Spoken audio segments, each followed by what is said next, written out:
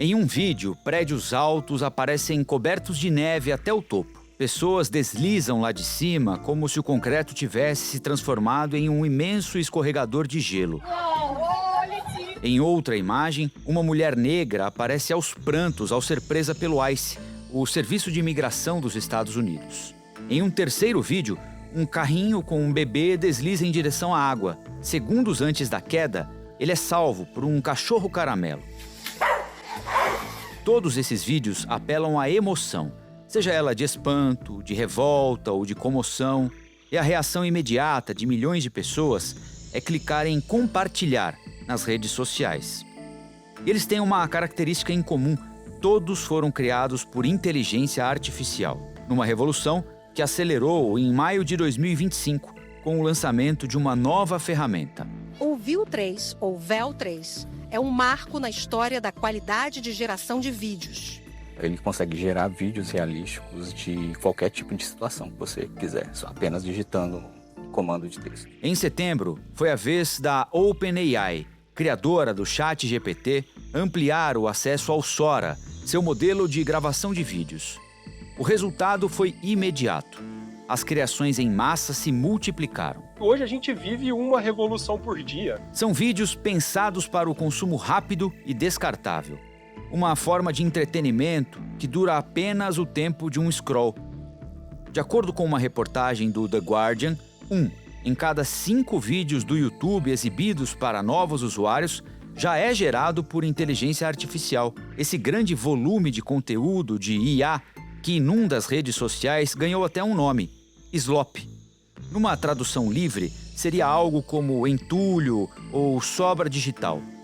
Slop, inclusive, foi eleita a palavra do ano de 2025 pelo dicionário Merriam-Webster. Não é só entretenimento. Esses vídeos estão mudando uma coisa muito profunda em todos nós: a confiança naquilo que nossos olhos veem. Ver para crer já não basta. É um tipo de conteúdo que também vem sendo usado para reforçar estereótipos, intensificar a polarização política e criar deepfakes, especialmente de mulheres. Um levantamento feito pela agência Bloomberg revelou que o Grok publicou cerca de, presta atenção, 6.700 imagens identificadas como sexualmente sugestivas por hora. Isso num único dia. 6.700 imagens por hora modificadas com conteúdo sexual. Esse número corresponde a 85% de todas as imagens geradas pela ferramenta nesse período. A realidade ainda existe, mas agora encontrá-la exige mais contexto, mais verificação e mais atenção. Da redação do G1, eu sou Natuzaneri e o assunto, hoje com Rafael Colombo, é IA e o colapso do que parece real. Neste episódio, eu converso com o Rony Domingos, repórter do Fato ou Fake do G1, e com o Davi Nemer, antropólogo da tecnologia e professor da Universidade de Virgínia, nos Estados Unidos. Segunda-feira, 2 de fevereiro. Davi, é impressionante a quantidade de vídeos feitos por inteligência artificial, né? E que fazem parte do nosso dia a dia, são distribuídos nas redes sociais, cada vez mais críveis, voz, imagem. Quando é que isso escalou para essa qualidade do que é produzido, daquilo que é oferecido às pessoas e que sugere uma realidade absoluta e nos obriga a cada vez ter mais instrumentos para conseguir separar no virtual o que é real do que é falso? Quando é que aconteceu o tal do pulo do gato, Davi? O salto aconteceu entre 2023 e 2024, com o ápice, claro, em 2025, né? E o motivo técnico foi a transição dos modelos de difusão simples para modelos que combinam transformadores, né? Ou seja, modelos de transformadores que é a mesma arquitetura que o ChatGPT usa com as redes de difusão. Ou seja, houve aí um grande avanço tecnológico.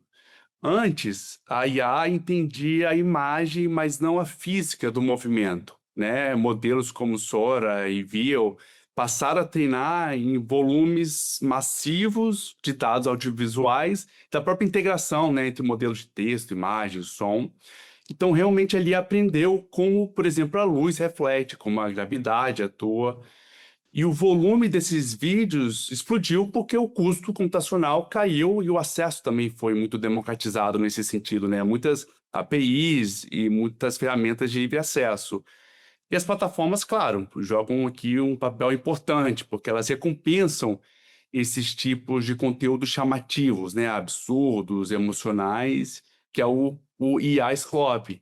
Então, ele encaixa perfeitamente nesse ecossistema, né? Para capturar essa economia da atenção, para capturar a atenção do usuário, que eles são perfeitos para rolar feed, gerar clique, engajamento, e não necessariamente para informar. Então, não é só que a tecnologia melhorou, mas que ela ficou barata, rápida e também perfeitamente ajustada para a lógica das plataformas. Isso se transforma em algo popular de que maneira, Davi? Quem é que, ou quais os grupos, em que segmentos esse instrumento começou a ser utilizado ao ponto de as pessoas perceberem que ali tinha alguma coisa interessante para elas também começarem a usar, e a partir daí houve uma progressão absolutamente enlouquecida disso, né? Olha, Rafael, não tem um único vilão, mas dentro da minha pesquisa eu consegui identificar 3 grupos principais, né? O primeiro são as fazendas de conteúdo, que buscam monetizar rápida via as redes sociais, via as plataformas, elas criam vídeos bizarros, né, que são os slots, para prender a atenção, gerar seguidores e gerar receita publicitária. Eles também fazem isso para começar contas com muitos seguidores, porque depois eles eventualmente vendem essas contas para algum interessado. E isso é principalmente importante, acontece exatamente nesse momento, porque a gente está em momento eleitoral, né? Então, com certeza, eles tentam ter uma vantagem, vender essas contas para alguém ter a vantagem eleitoral. O segundo grupo são os operadores políticos, né? E a campanha de influência, que entram vídeos manipuladores para atacar adversário, inflamar polarização, desacreditar instituições ou espalhar a boa e velha desinformação. E o terceiro grupo são os cybercriminosos, né, que eles ficam mais focados em golpes financeiros e extorsão, principalmente fazendo vídeos, né, IA slopes de deepfakes pornográficos, né, vídeos falsos pornográficos, para fazer o que a gente chama de sextorção, né? Que fazer extorsão por gerar vídeo pornográfico. Então a pessoa consegue pegar uma foto que a gente posta na rede social, pedir para a inteligência artificial tirar a roupa dessa pessoa, colocar um biquíni, e aí não é só das mulheres, é das mulheres e das crianças, o que é ainda mais perigoso. Tem se tornado cada vez mais comum. As grandes empresas de tecnologia, elas têm cada vez menos uma preocupação em proteger os seus usuários e cada vez mais uma preocupação em treinar esses grandes modelos de inteligência artificial para fazer todo tipo de coisa. E aí a segurança vai embora, a privacidade vai embora e tudo que a gente posta na internet fica sob risco de ser usado para fazer esses treinamentos. Davi, eu quero perguntar a você sobre o que parece inofensivo, se de fato é inofensivo, né? Todos nós já nos deparamos, já recebemos, muitos de nós já compartilhamos um vídeo criado por inteligência artificial com um animalzinho de estimação, um cachorrinho ou um gatinho fazendo alguma graça, alguma criança bonitinha fazendo alguma coisa que todo mundo acha maravilhoso, né? Tem os vídeos ligados ao humor também. E a gente olha, acha curioso, acha engraçado, acha bonitinho, compartilha. E compartilha para 5, depois para 10, para 15, para 20. Isso é de fato inofensivo? A gente está só passando tempo ali compartilhando alguma coisa que a gente acha bonitinha e quer que a nossa família conheça também? Ou tem algum mecanismo por trás disso, movimentando alguma outra engenharia que a gente não sabe exatamente qual é, mas boa coisa não é? Pode haver diversas intenções por trás disso, né? Por exemplo, se a gente compartilha um vídeo, por exemplo, para o WhatsApp, e é só o arquivo do vídeo, ou seja, ele não é um link, não vai para uma conta numa rede social, o perigo disso é estar normalizando o consumo desse tipo de conteúdo. E ao normalizar o consumo desse tipo de conteúdo, onde que não há qualquer informação sobre fonte, né, não há qualquer informação sobre verificação se o que está sendo falado ali é real ou não. E aí, quando for compartilhado um link, com esse conteúdo já normalizado, as pessoas recebem esse link e começam a seguir essas contas, começam a acreditar no conteúdo que rolam nessas contas, e aí sim, no futuro próximo, começar a consumir um conteúdo dessa conta, que não necessariamente vai ser um gato fofinho, mas pode vir com uma conotação política ou com uma própria desinformação para um certo ganho. E aí, como essa conta já está aceita, já está confiada, as pessoas começam a confiar em qualquer tipo de conteúdo ali compartilhado. Esse é o grande perigo. Tem o reforço do estereótipo também, não é, Davi? Há um tempo atrás, eu acho que essa onda passou, mas ela é relativamente recente. Foram feitos vários vídeos com referências a idosos. Então, era idoso caindo num buraco, era idoso dizendo que ia gastar o dinheiro da aposentadoria no jogo do tigrinho, dizendo que ia comprar cachaça, em circunstâncias variadas, na academia, enfim. Esse tipo de piada reforça algo que a sociedade tem tentado vencer, né? Que são exatamente esses estereótipos. Né? E aí, os estereótipos nunca são bem-vindos, né? Recentemente nós tivemos o caso da própria Casa Branca ao compartilhar uma foto de uma pessoa negra, uma mulher negra, e utilizou a IA para reforçar uns estereótipos que eram reforçados na época do blackface, né? Do Jim Crow nos Estados Unidos. I love AI. I think it's going to be very helpful. So many things are happening with it. Mostrando aí um claro ato de racismo, porque traz, através da IA, o reforço de estereótipos, quando no blackface forçava que as pessoas negras eram só emoção, não agiam com racionalidade, emoções fortes, né, sempre chorando, sempre muito rindo, e isso de fato vem de contra todo o processo educacional para evitar não só a questão do estereótipo, mas também como a utilização maléfica, né, da IA para esses fins. Davi, quem tem a imagem de alguma maneira desvirtuada por inteligência artificial tem algo a fazer? Tem sim, Rafael. É importante trazer esse ponto aqui à tona, porque recentemente a gente teve esse debate sobre ferramentas de IA alterando imagens reais de pessoas, especialmente para fins sexualizados, né? O que cria aí um risco concreto da violação de direitos fundamentais. E no Brasil há um amplo amparo legal, claro. Por exemplo, a gente tem o artigo 5º da Constituição que garante a inviolabilidade da intimidade e da imagem. Os artigos 139 e 140 do Código Penal, que prevê crimes como injúria e difamação. Em casos de relações íntimas, né, também pode se encaixar aí na questão da Lei Maria da Penha, que reconhece esse tipo de prática como forma de violência doméstica, moral e psicológica. O próprio Marco Civil da Internet, que é uma lei específica para a internet que nós temos no Brasil, também é central aqui. Ele garante às vítimas o direito de exigir a remoção imediata de conteúdos íntimos divulgados sem qualquer tipo de consentimento, né? Pode chegar até a responsabilizar as plataformas caso não haja a remoção. E claro também que soma-se a Lei Geral de Proteção de Dados, né? A LGPD, que exige base legal e consentimento para o uso de dados pessoais e biométricos, ou seja, o rosto da pessoa, né? Então, é preciso ter muita cautela ao utilizar essas imagens das pessoas, porque apesar de não termos ainda uma lei específica para regular o uso da IA, nós temos leis já que protegem as pessoas dessas violações. E, invariavelmente, as mulheres são as principais vítimas, né? Exato. Davi, eu não posso deixar de abordar aqui na nossa conversa a eleição, né? Semana que passou, a ministra Carmen Lúcia, presidente da Justiça Eleitoral, fez um discurso, enfim, projetando as eleições agora em outubro. São eleições gerais, presidência, Senado, governos estaduais, Câmara. E ela manifestou ali claramente a preocupação com o avanço, o aprimoramento da inteligência artificial utilizada para desvirtuar disputas, para enganar eleitores, porque o tempo é muito curto. Entre o espalhamento de um vídeo falso e a confirmação de que aquele vídeo é falso, de que o candidato não falou o que dizem que ele falou, que aquilo nunca existiu, muitas vezes acabou a campanha eleitoral, né?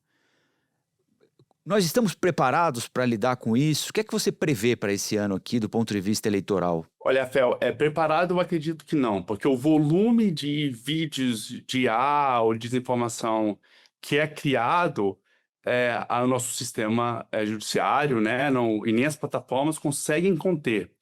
O TSE já passou 12 resoluções em que tenta regular a utilização de IA nas eleições. Por exemplo, não é permitida a utilização de deepfakes pelas campanhas eleitorais. Todo o material utilizado com o IA deve vir com selo advertendo, né, quem está ali exposto a esse conteúdo. Porém, isso é para as campanhas oficiais. E para quem não está envolvido nessa campanha oficial, né, fica com essa certa sensação de liberdade que pode fazer o que quiser. Infelizmente, a justiça não consegue atender a demanda devido à facilidade e à popularização dessas ferramentas, assim como não há qualquer tipo de interesse das próprias plataformas que pertencem às grandes empresas de tecnologia a conter esse tipo de conteúdo, porque é o que gera mais cliques, é o que mais gera engajamento, é o que mais prende as pessoas nas suas plataformas, porque aí sim elas vão ficar expostas aos anúncios, que é o que realmente traz dinheiro para as plataformas.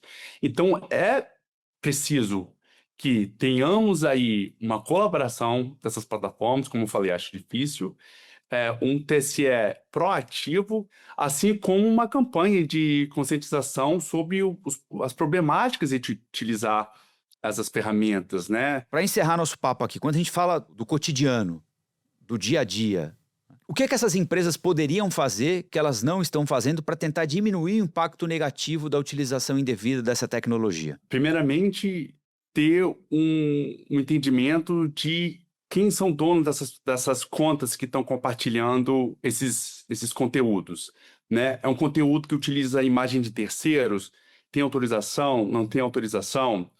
Eles não conseguem nem mesmo, por exemplo, atender os seus próprios termos de utilização da plataforma, né, que eles têm. Eles não conseguem atender, né? A gente sabe que não é possível compartilhar vídeos com violência animal, por exemplo, suicídio, porém, infelizmente, esses vídeos acabam aparecendo no feed das pessoas. Existem, inclusive, ferramentas de inteligência artificial que hoje estão conectadas diretamente a redes sociais que acabam facilitando e ajudando. Se a pessoa tiver com uma intenção ruim ali, ela tem uma facilidade muito grande, né? Isso tem se tornado cada vez mais comum. Das redes sociais, todas elas têm um marcador já ali que aquele conteúdo foi gerado com IA. Mas eu acho que ele é muito discreto, a maioria das pessoas não consegue perceber isso. Então, o que acaba acontecendo é que as pessoas que utilizam essas plataformas e acessam esses conteúdos que precisam fazer algo para que essa desinformação não se espalhe, né? Por exemplo, é sempre importante desconfiar de vídeos que causam choque imediato, ou seja, emoção forte, é sinal clássico de manipulação, né? É sempre importante a pessoa procurar a fonte original, né? Quem postou primeiro é confiável, se altas imagens de um evento, fazer o que vocês jornalistas fazem bem e bastante, que é a triangulação de fontes, ou seja, se há um vídeo do evento, vai ter outros dados, vai ter outras informações, será que elas realmente se encaixam?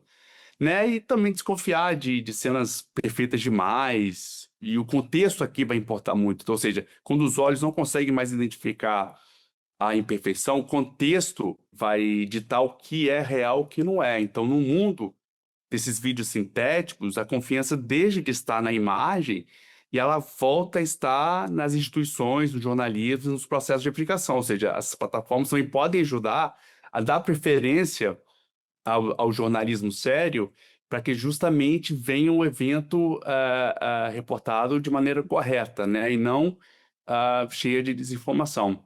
Acho que dá para começar por aí. Davi, muito obrigado pela sua participação aqui no assunto e até a próxima. Obrigado, Rafael. Espera um pouquinho que eu já volto para falar com o Rony Domingos.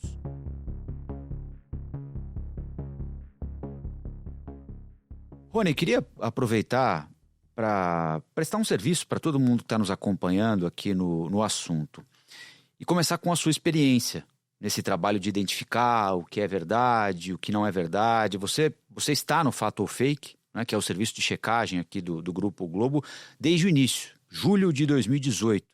Eu queria que você fizesse um paralelo para a gente, Rony, sobre o material que vocês checavam àquela altura do campeonato e o material que vocês checam atualmente.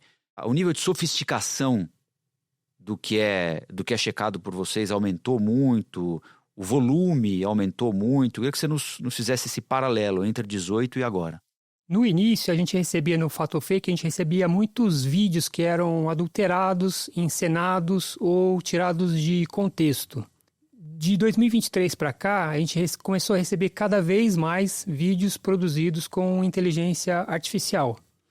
E o grau de sofisticação e o volume aumentaram exponencialmente nesses anos, com a entrada de novos geradores de vídeo, né? Que aumentou bastante essa produção e, naturalmente, o tráfego também desse material. Essa sofisticação, Rony, ela fez, inclusive, com que nós, que trabalhamos com notícia cotidianamente, sejamos obrigados a sermos mais atentos com vídeo, áudio, porque, de fato, o nível de sofisticação atingiu um grau que beira a perfeição, não é?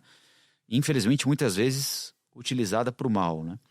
E só olhando ou ouvindo, não é possível dizer se um vídeo ou um áudio é falso ou verdadeiro.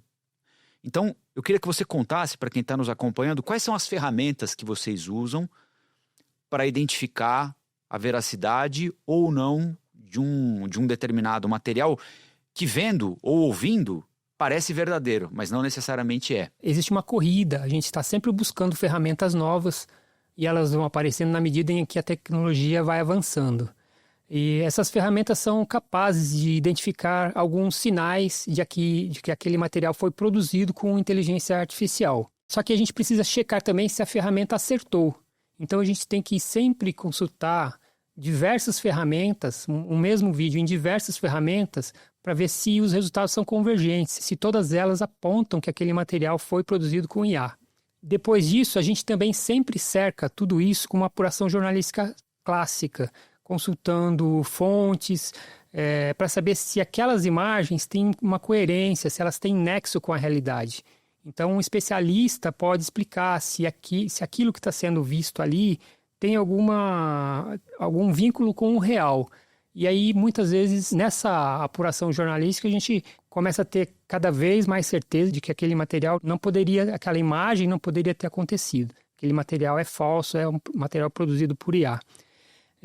Daí a importância de a gente consultar sempre especialistas e fontes oficiais. Muita coisa roda o tempo todo, especialmente em redes sociais, não é, Rony? Muita gente compartilha, recebe vídeo, áudio e fica na dúvida. Isso aconteceu, não aconteceu, e não tem a condição de fazer a peneira, né? Avaliar se aquilo de fato aconteceu ou não com todos esses instrumentos que nós temos aqui, né?